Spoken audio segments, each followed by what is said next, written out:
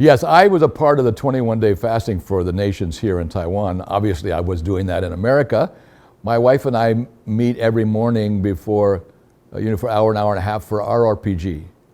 And we had actually some of the various artifacts that I brought back from Taiwan, and we had the things that the Austronesia people gave us. And we would pray over the nations and pray over Taiwan and to see what the next step would be.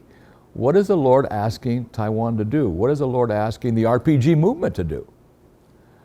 And I believe the Lord gave me during that time, and it was also affirmed by those who were already praying, because I watched YouTube, the testimonies from the leaders of these 21, I don't know, a number of Americans came, but there were 4 or 5 that gave testimony.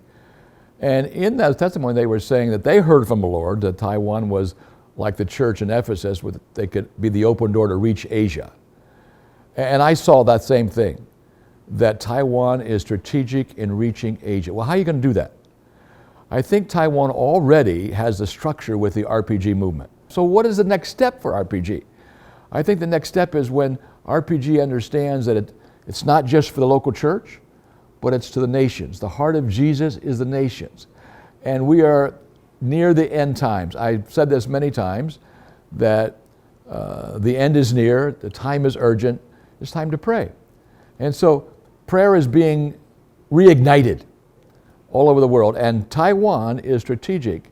And so the next step for Taiwan is to take the RPG movement and marry it to what we call the global Chinese revival movement that partners with Billion Soul Harvest.